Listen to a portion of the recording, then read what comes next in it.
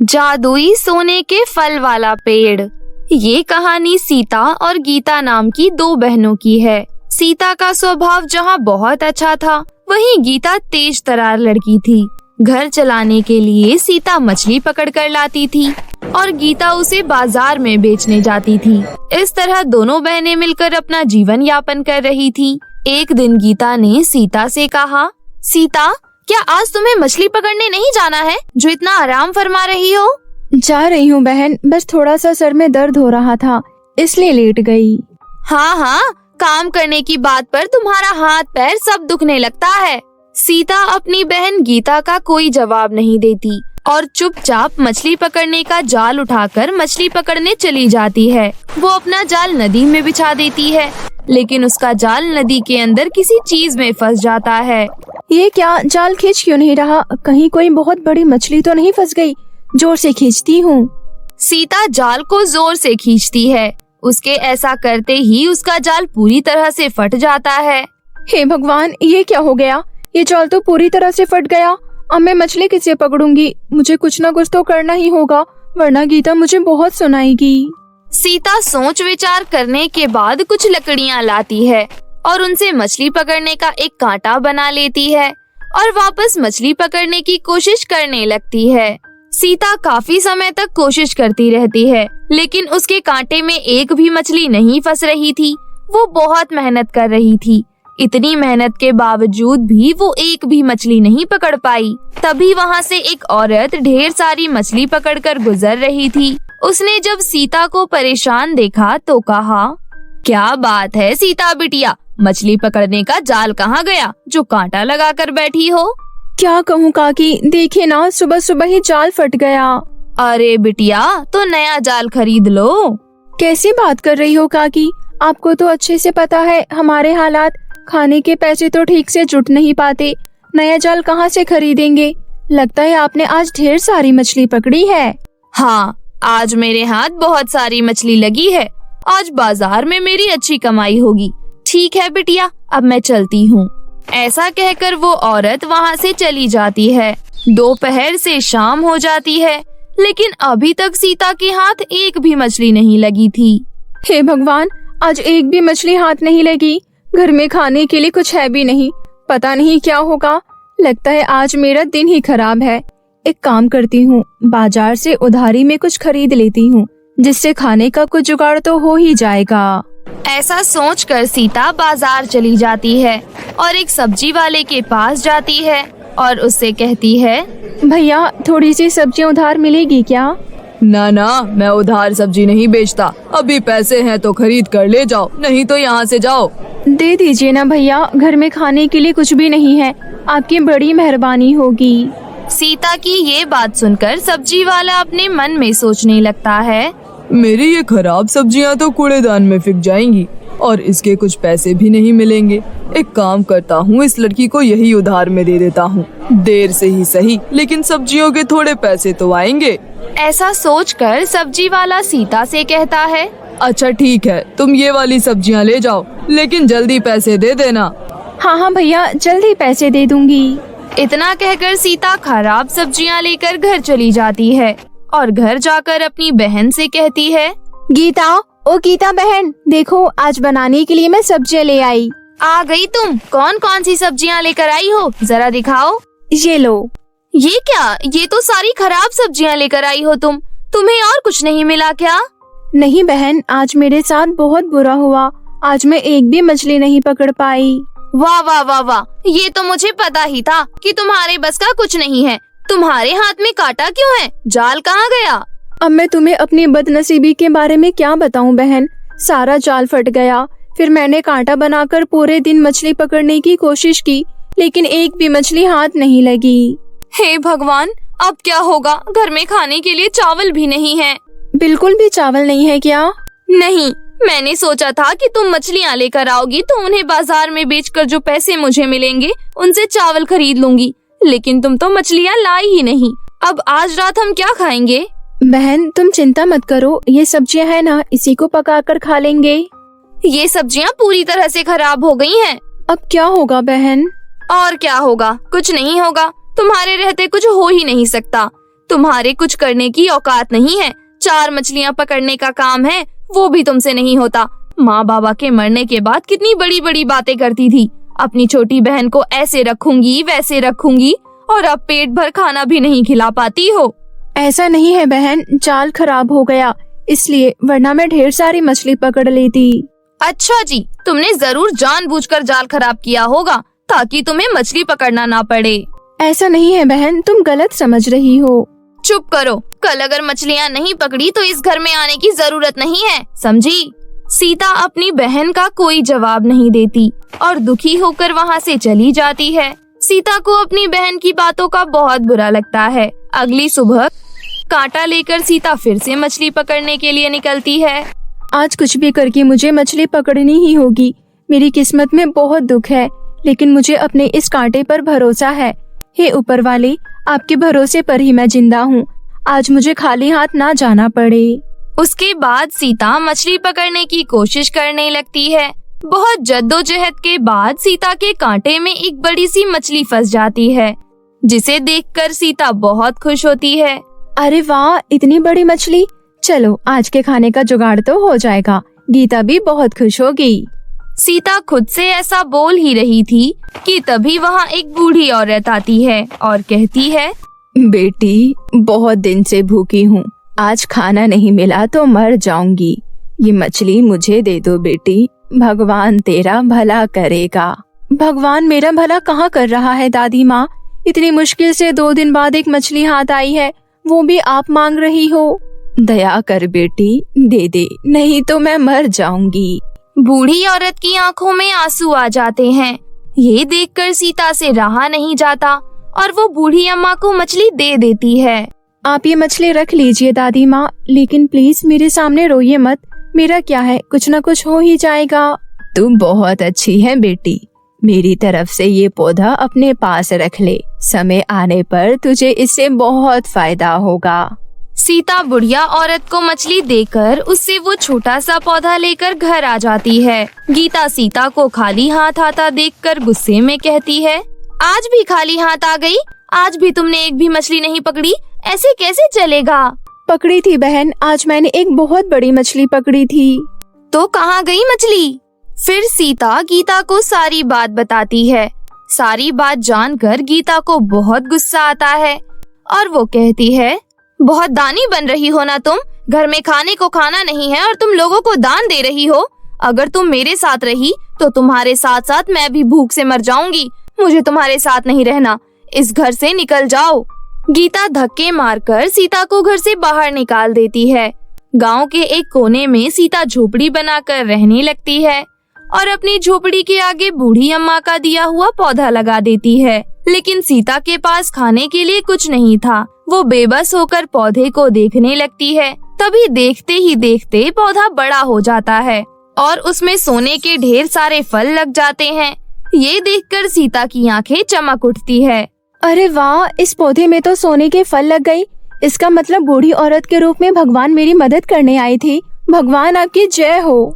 सीता सारे सोने के फल तोड़ लेती है और उन्हें सुनार के पास बेच आती है, जिससे कि उसे ढेर सारे पैसे मिल जाते हैं और वो उन पैसों से अपना बड़ा सा घर बना लेती है और फलों की दुकान खोल लेती है। देखते ही देखते सीता का जीवन संवर जाता है। जब ये बात गीता को पता चलती है तो वो रोते बिलखते अपनी बहन के पास आती है। सीता बहुत अच्छी थी, वो गीता को माफ कर देती है। उसके बाद सीता गीता दोनों बहन जादुई सोने के फल देने वाले जादुई पेड़ के कारण अपना जीवन खुशी खुशी व्यतीत करने लगते हैं। माया अपनी 2 साल की बेटी काया के साथ रहती थी। एक दिन माया की बड़ी बहन उससे मिलने आती है। माया, सब कुछ ठीक है ना? हाँ दीदी, सब अच्छा चल रहा है। मैं तेरे से कुछ जरूरी बात करने आई हूँ। मैं जो बोलूँगी तेरे भले के लिए बोलूँगी। हाँ दीदी, मुझे पता है, बोलो ना आप। मैं कहती हूँ तो दूसरी शादी कर ले। तो बाहर काम करने जाती है और अपनी बेटी को पड़ोस में छोड़कर जाती है। अगर तेरे पीछे से तेरी बेटी को कुछ हो गया तो क्या तू कभी खुद को माफ कर पाएगी? अगर तू शादी कर लेगी तो तुझे बाहर काम करने नहीं जाना पड़ेगा। फिर तू अपनी बेटी का अच्छे से ध्यान रख पाएगी। आप सही कह रही हो दीदी, लेकिन मुझसे कोई शादी क्यों करेगा? तो क्या हो गया कि तेरी एक बेटी है, इतनी खूबसूरत है तू, उम्र भी अभी तेरी 23 साल ही है। मैं तेरे लिए कहीं लड़का देखती हूँ। ठीक है दीदी, आपको जो सही लग रहा है करिए। कुछ देर बात करने के बाद माया की बड़ी बहन चली जाती है। 15 दिन बाद माया की बड़ी बहन माया को फोन करती है। माया, मैंने तेरे लिए एक लड़का देख लिया है। मेरे पड़ोस वाले गांव में रंजीत नाम का एक लड़का है। मैंने उसकी माँ को तेरे बारे में सब कुछ बता दिया है। उन्हें तेरी एक बेटी होने से कोई एतराज नहीं है। तू कल अपनी बेटी को लेकर मेरे घर आ जा। 2 दिन के अंदर शादी करवा देंगे। बस 2 दिन? हाँ, बहुत सिंपल शादी करनी है। मंदिर में शादी होगी तुम दोनों की, इसलिए ज्यादा कुछ तैयारी नहीं करनी।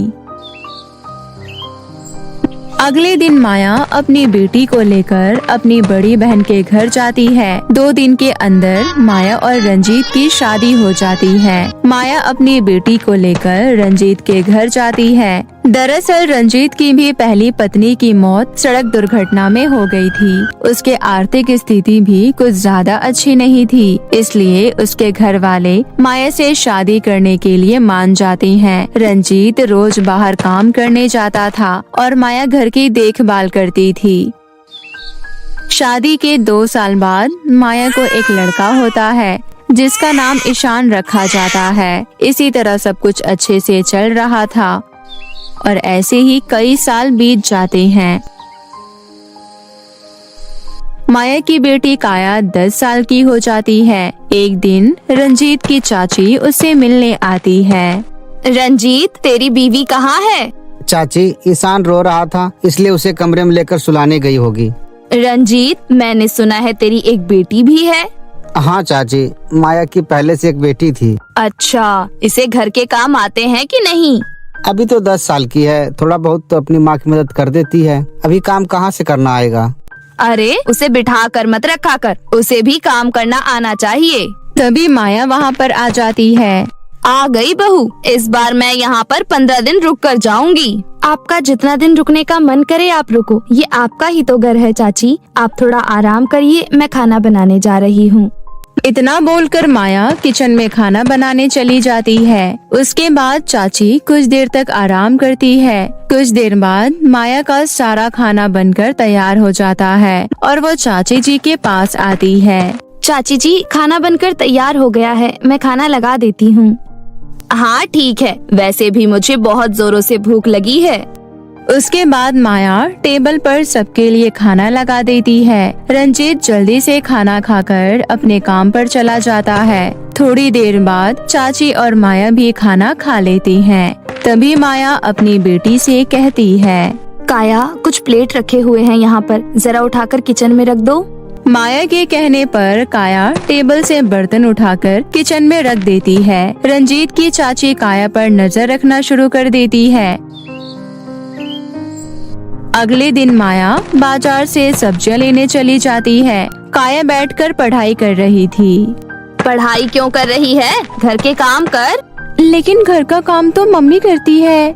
और तू क्या करती है? सारा दिन देखती हूँ इधर से उधर खेलती रहती है। सारा काम अकेले मम्मी करेगी क्या? चल, घर बहुत गंदा है, घर की सफाई कर। लेकिन मुझे घर की सफाई करने नहीं आता है। हाँ हाँ, बना ले बहाने। तू कर काम, मैं देख रही हूँ। जहाँ गलती होगी मैं तुझे बता दूंगी। काया घर के काम करने शुरू कर देती है। जैसे तैसे मुश्किल से काया घर के काम कर देती है। इसी तरह दिन बीत रहे थे। कुछ दिन बाद चाची रंजीत से कहती है, रंजीत, मैंने सोचा था कि 15 दिन बाद चली जाऊंगी, लेकिन मेरा यहाँ पर मन लग गया है। मैं यहाँ पर और रुकना चाहती हूँ। अरे चाची, ये भी कोई पूछने वाली बात है? मैं तो कहता हूँ आप कभी जाओ ही मत। लेकिन बेटा, तेरी सौतेली बेटी पर मुझे बहुत गुस्सा आता है। क्या हुआ? कुछ किया क्या उसने? अब वो बड़ी हो रही है। उसकी उम्र में हमारे यहाँ लड़कियों को कितना कुछ करना आ जाता है, लेकिन वो बस बैठी रहती है। तू उससे घर के काम क्यों नहीं करवाता? इतना सर पर चढ़ाकर मत रख उसे, पता चले आगे चलकर तेरे ऊपर मुसीबत बन जाए। हाँ चाची, आप सही कह रही हो। तू अपने बेटे को प्यार किया कर, ईशान की हर एक इच्छा पूरी कर, लेकिन माया की बेटी की क्यों? अरे वो तेरी सगी बेटी नहीं है, उस पर इतना पैसा मत लगा, घर के काम करवा उससे। आप बिल्कुल ठीक कह रही हो। अब मुझे जो भी काम होगा मैं माया की बेटी से ही करवाऊंगा। चाची के भड़काने पर उस दिन से रंजीत एक एक काम काया को बोलने लग जाता है। एक दिन सुबह, काया, तुम्हारी माँ पूजा कर रही है, तब तक तुम चाय बना दो। पापा मुझे चाय बनाना नहीं आता है, लेकिन मैं कोशिश करूँगी। उसके बाद काया किचन में चाय बनाने चली जाती है। चाय बनाते हुए काया का हाथ जल जाता है। वो जोर से चिल्लाती है, मम्मी मम्मी मेरा हाथ जल गया। माया किचन में आती है। तुझे किचन में आकर चाय बनाने के लिए किसने कहा था? मैं तुझे मना करती हूँ ना। मम्मी, पापा ने मुझे चाय बनाने के लिए कहा था। ये सुनकर माया रंजीत के पास जाती है। आपने काया से चाय बनाने के लिए कहा था, उसका हाथ जल गया है, अभी वो बच्ची है। हाँ तो कोई बच्ची नहीं है वो, आज से हर रोज सुबह मेरे लिए चाय बनाएगी। अगर तुमने बीच में बोलने की कोशिश की तो दोनों माँ बेटी को घर से बाहर निकाल दूंगा, फिर भटकते रहना इधर उधर। चाची ये सारी बातें सुन रही थी। वो रंजीत और माया के बीच बोल पड़ती है। बहू, रंजीत बिल्कुल सही कह रहा है। मैं जब तुम्हारी बेटी की उम्र की थी तो मुझे सब कुछ बनाना आ गया था। माया सब कुछ अच्छे से समझ रही थी कि रंजीत इतना बदला बदला व्यवहार क्यों कर रहा है, लेकिन वो कुछ कह नहीं पा रही थी, क्योंकि वो अच्छे से जानती थी कि इस समय वो रंजीत को कुछ भी बोलेगी तो रंजीत उसकी बात नहीं मानेगा। उसे मजबूरी में सब कुछ चुपचाप सहना पड़ता है। एक दिन रंजीत की चाची के कहने पर काया बर्तन धो रही थी। रंजीत काया के पास जाता है और बोलता है, क्या कर रही हो? पापा मैं अभी बर्तन धोने वाली थी। बर्तन बाद में धोना, अभी पानी भरो जाके। काया पानी भरने चली जाती है। जब वो बाल्टी में पानी भरकर ला रही थी तब उसका पैर फिसल जाता है और उसके हाथ पैर में चोट आती है। काया रोते हुए अपने कमरे में चली जाती है। तभी वहाँ पर रंजीत आता है। मेरे लिए चाय बना कर लाओ, मुझे काम पर जाना है। पापा मेरे हाथ और पैर में चोट लगी है, मैं चाय कैसे बना पाऊंगी? ये सब मुझे नहीं पता, मैंने कहा ना मेरे लिए चाय बना कर लाओ। आप मम्मी को क्यों नहीं बोलते हो? पहले भी तो मम्मी ही बनाती थी। हाँ, लेकिन अब मैं चाहता हूँ कि ये सारे काम तुम करो। कुछ दिनों बाद मैं तुम्हारी माँ को बाहर काम ढूंढने को कहूँगा। मैं अकेला कितना कमाऊँ? अब तुम्हारी मम्मी कमाने में मेरी मदद करेगी। रंजीत का अत्याचार दिन भर दिन बढ़ता जा रहा था। माया कुछ नहीं बोल पा रही थी। इसी तरह बहुत दिन बीत जाते हैं। एक दिन रंजीत का एक्सीडेंट हो जाता है। एक्सीडेंट ज्यादा भयानक नहीं था, जिसकी वजह से रंजीत का इलाज अच्छे से हो जाता है, लेकिन वो अभी भी पूरी तरह से ठीक नहीं हुआ था। माया डॉक्टर से कहती है, डॉक्टर साहब क्या मैं रंजीत को घर लेकर जा सकती हूँ? ठीक है, लेकिन तुम्हें इनका ख्याल बहुत अच्छे से रखना होगा। इनको बिस्तर से उठने मत देना और इन्हें पौष्टिक आहार खाने के लिए देना। उसके बाद माया रंजीत को लेकर घर आ जाती है। रंजीत का एक्सीडेंट होने की वजह से इलाज में बहुत सारे पैसे चले गए, जिसकी वजह से उनकी आर्थिक हालत खस्ता हो गई। रंजीत बिस्तर पर लेटा हुआ था और उसकी चाची भी वहीं थी। तभी माया चाची से कहती है, चाची, रंजीत के इलाज की वजह से बहुत सारे पैसे खत्म हो गए। हमारी सेविंग्स भी कुछ ज्यादा नहीं थी। क्या आप हमारी पैसों से कुछ मदद कर सकती हैं? आपके दोनों बेटे तो अच्छा खासा कमा लेते हैं। हाँ, मेरे दोनों बेटे बहुत अच्छा खासा कमा लेते हैं, लेकिन मुझे नहीं लगता कि वो तुम्हें पैसे देंगे। लेकिन चाची, मैं उधार मांग रही हूँ। मैं कल से ही काम करना शुरू कर दूंगी, उसके बाद आपके पैसे लौटा दूंगी। नहीं बहू, मेरे से पैसों की मदद मत मांगो। मैं पैसे उधार देकर फंसना नहीं चाहती हूँ। इतना बोलकर चाची वहाँ से चली जाती है। अगले दिन ही चाची अपने घर वापस चली जाती है। चाची के जाने के बाद माया अपने सोने के गहने बेच देती है। उन पैसों से वो रंजीत का ख्याल रखती है। ये सब देखकर रंजीत को अपने किए पर बहुत पछतावा होता है। वो माया से कहता है, माया, चाची के बोलने पर ही मैंने तुम्हारे साथ और तुम्हारी बेटी के साथ बुरा बर्ताव करना शुरू कर दिया था, लेकिन आज मेरे बुरे वक्त में मेरे साथ सिर्फ तुम हो और मैं तुम्हारी बेटी को अपनी बेटी नहीं मान रहा था। मेरे से बहुत बड़ी गलती हो गई। कोई बात नहीं, मैं अपने गहने पहले भी बेच सकती थी, लेकिन मैं आपके सामने सिर्फ चाची की असलियत लाना चाहती थी, इसलिए मैंने उनसे पैसे मांगे। वो सिर्फ हमारी हंसी खुशी परिवार को तबाह करना चाहती थी। अब मुझे सब पता चल गया है। अब मैं कभी भी ऐसा कुछ नहीं करूँगा जिससे तुम्हें और काया को ठेस पहुँचे। मैं ईशान और काया में कोई भेदभाव नहीं करूँगा। दोनों मेरे बच्चे हैं। इस तरह सब कुछ ठीक हो जाता है।